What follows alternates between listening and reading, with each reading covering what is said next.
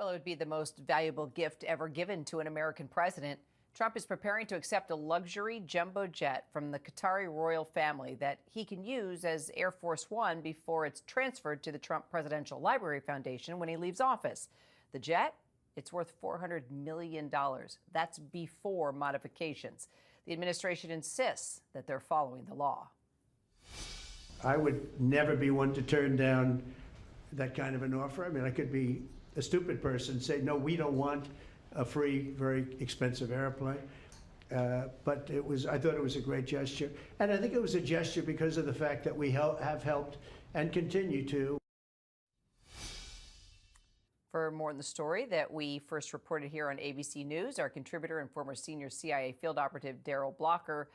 Okay, let's talk about the security risks here. Just put into perspective what a gift like this could pose to the U.S. Here, if I may, I mentioned in the last hour the Trojan horse. We know that is a Greek mythology, but I'll give you 3 Israeli and 3 Chinese examples very quickly. On the Israeli front, the pagers that they infiltrated into Hezbollah were gifts from a different company. Stuxnet, the way they took out the Iranian nuclear program, was something introduced through gifts or through purchases. And then also an Israeli company called Pegasus and the issues in some of the Gulf countries spying on its citizens.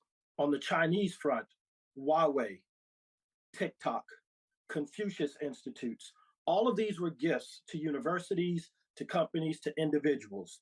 And the Chinese also gave a gift to the Israelis, a teacup or a coffee cup that the Israeli government found a listening device in. A listening device that can fit into a coffee cup as opposed to a listening devices that can be installed in every aspect of the plane, essentially makes it a listening device, a collection device. Okay, well, you just laid out a lot of concerns that this boils down to, and that doesn't even include the legal and the ethical concerns. So I guess, what's your take on just the message that this also sends to other countries that the U.S. is open to gifts? It sends a bad message, just like the executive order to try to get rid of the FCPA and some of the other things that send mixed messages. The world understands that the United States can't be bought and has never been able to be bought for many, many years. I think the messages that are coming from the administration and from some of these gifts that are coming to them should not be taken as gifts, because $400 million is baseline. It is probably going to be double that in terms of the palace that they're trying to create, and him be able to compete with people who have a lot more money, of course, than he does, and then maybe even our government be willing to spend.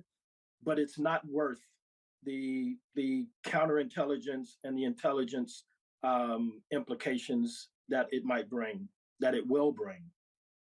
We'll track it. Daryl Blocker. Thanks, Daryl.